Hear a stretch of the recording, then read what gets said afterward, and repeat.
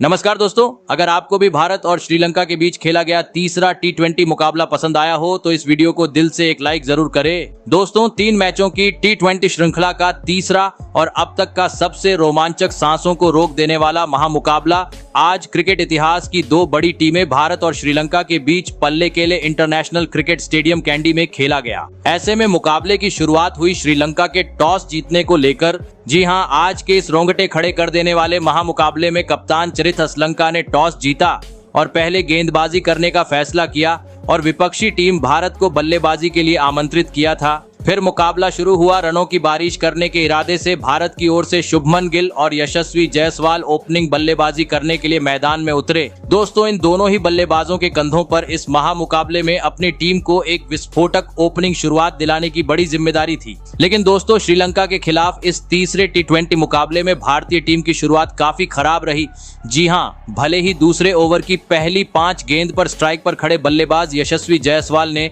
2 बेहतरीन चौके जड़े, लेकिन दोस्तों ओवर की अंतिम गेंद पर वह अपना धैर्य खो बैठे और एक बार फिर चौका बटोरने के चक्कर में LBW आउट होते हुए अपना कीमती विकेट गवा बैठे। आपको बता दें, यशस्वी जायसवाल आज मात्र 10 ही रन बना सके। ऐसे में जल्दी ही पहला विकेट गिर जाने के बाद मैदान में उतरे संजू सैमसन।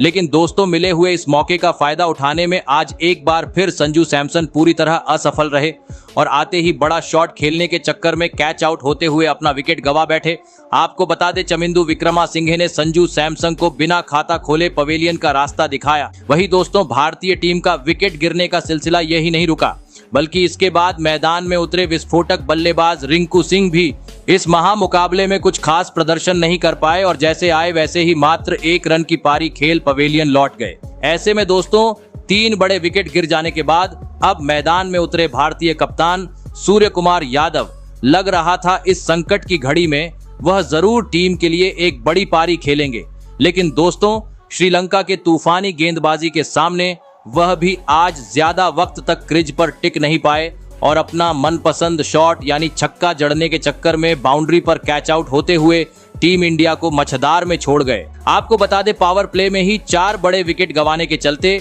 आज भारतीय टीम 6 ओवर का खेल खत्म होने तक महज 30 रन ही स्कोरबोर्ड पर लगाने में सफल हो पाई थी। दोस्तों, भले ही आज भारतीय बल्लेबाज पावर प्ले में जैसी चाहिए वैसी शुरुआत टीम को नहीं दिला पाए थे, लेकिन श्रीलंका के सामने बड़ा लक्ष्य खड़ा करना था। तो अब पावर प्ले के बाद मैदान में मौजूद शुभमन गिल और नए बल्लेबाज शिवम दुबे को अपनी जिम्मेदारी को ध्यान में रखते हुए तेज गति से टीम का स्कोर आगे बढ़ाना जरूरी था। लेकिन दोस्तों, पावर प्ले खत्म होने के बाद भी काफी धीमा खेल भारतीय बल्लेबाजों से मैदान में देखने को मिल रहा था, जिस कारण दबाव बढ़ता गया और इसी दबाव का फायदा उठाया मैच का 9वां ओवर लेकर आए रमेश मेंडिस ने, जिन्होंने आते ही ओवर की 4थी गेंद पर नए बल्लेबाज शिवम दुबे को विकेटकीपर के हाथों कैच आउट करवाते हुए भारतीय टीम को और एक बड़ा झटका दे दिया। आपको बता दें, शिवम दुबे 13 रन की पारी खेल आउट हुए। दोस्तों, वक्त के साथ अब भारतीय टीम के लिए मुश्किलें बढ़ती जा रही थी, क्योंकि अभी तक 100 रन भी स्कोरबोर्ड पर नहीं लगे थे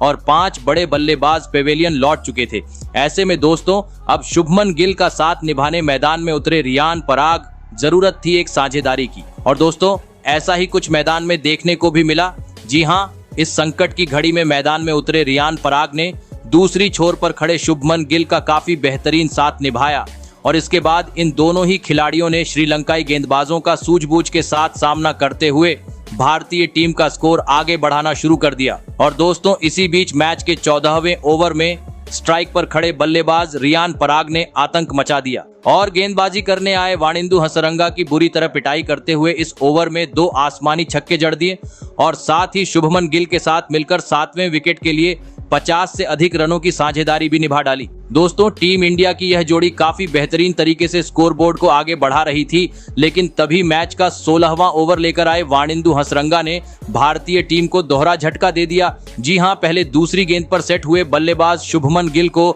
विकेटकीपर के हाथों स्टंप आउट करवाया, तो वहीं इसी ओवर की 5वीं गेंद पर दूसरी छोर पर खड़े रियान पराग का भी कीमती विकेट झटकते हुए पूरी तरीके से भारतीय टीम को बैकफुट पर लाकर खड़ा कर दिया। आपको बता दें, शुभमन गिल जहां 39 रन की पारी खेल आउट हुए, तो वहीं रियान पराग 26 रन बनाकर पवेलियन लौटे। ऐसे में दोस्तों, अब परिस्थितियों को देखते हुए लगने लगा भारतीय टीम 120 रन का आंकड़ा भी पार करने में सफल नहीं हो पाएंगी। लेकिन दोस्तों, अंतिम 4 ओवरों में मैदान में उतरे रवि बिश्नोई और वाशिंगटन सुंदर ने अपना बेहतरीन खेल दिखाया और टीम इंडिया का स्कोर 130 रन के पार पहुंचाते हुए यह महा मुकाबला जीतने के लिए श्रीलंका के सामने 138 रनों का विशाल लक्ष्य खड़ा कर दिया। ऐसे में दोस्तों इसके बाद भारत से मिले 138 रनों के लक्ष्य का पीछा करने श्रीलंका की ओर से पाठुम निसंका और कुशल मेंडिस बल्लेबाजी करने के लिए मैदान में उतरे। दोस्तों भारत ने दिया हुआ लक्ष्य बड़ा था, ऐसे में दोनों ही बल्लेबाजों पर विस्फोटक शुरुआत दिलाने की बड़ी जिम्मेदारी थी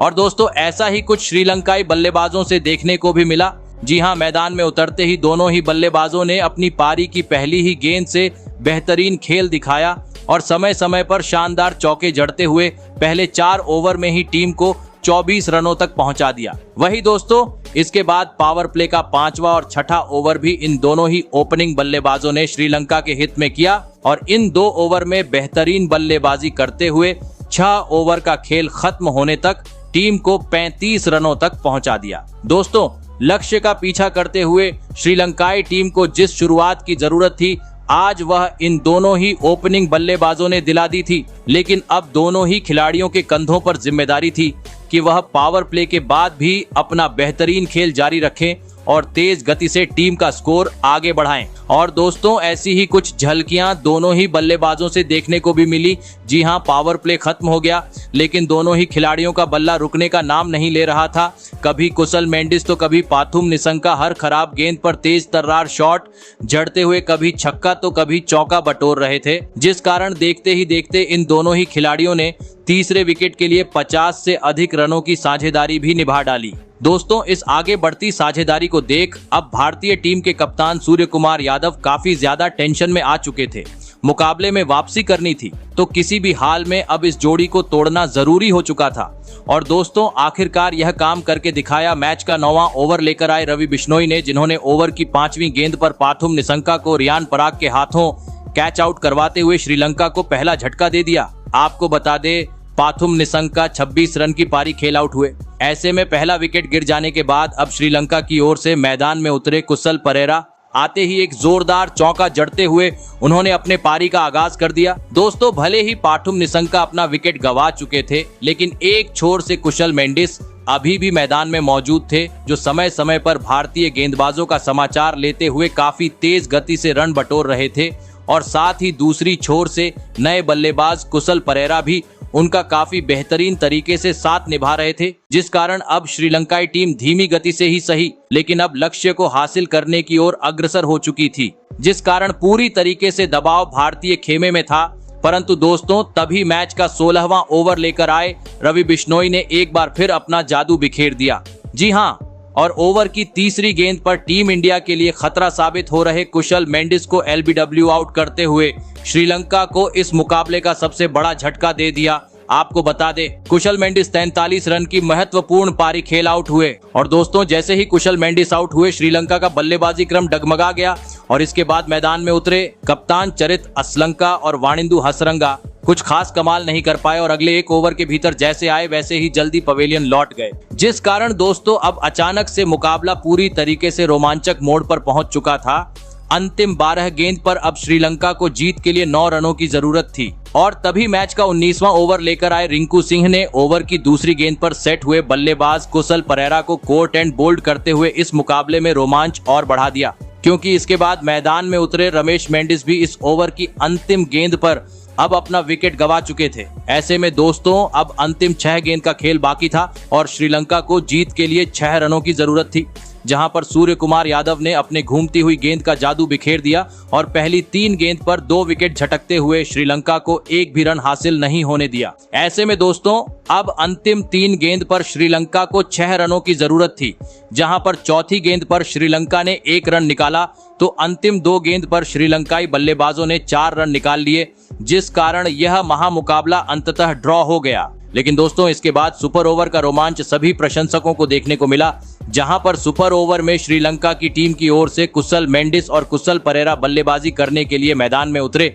और टीम इंडिया की ओर से वाशिंगटन सुंदर गेंदबाजी के लिए आए। लेकिन दोस्तों वाशिंगटन सुंदर की जादुई गेंदबाजी के सामने श्रीलंकाई बल्लेबाज इस सुपर ओवर में कुछ खास कमाल नहीं कर पाए और पहले 3 गेंद पर ही अपने 2 बड़े विकेट गंवा बैठे, जिस कारण इस सुपर ओवर में श्रीलंकाई टीम भारतीय टीम के सामने महज 3 रन का ही लक्ष्य खड़ा करने में सफल हो पाई। ऐसे में दोस्तों सुपर ओवर में लक्ष्य का पीछा करने भारतीय टीम की ओर से शुभमन गिल और कप्तान सूर्य कुमार यादव मैदान में उतरे और आते ही पहले ही गेंद पर सूर्य कुमार यादव ने एक बेहतरीन स्वीप शॉट मारते हुए इस सुपर ओवर में भारतीय टीम को एक धमाकेदार जीत दिला दी। तो दोस्तों आपको कैसी लगी हमारी यह वीडियो कमेंट करके जरूर बताइएगा और साथ ही आज की इस रोमांचक मुकाबले में आप किस खिलाड़ी को जीत का असली हीरो मानते हो अपनी राय कमेंट में जरूर दीजिएगा। धन्यवाद।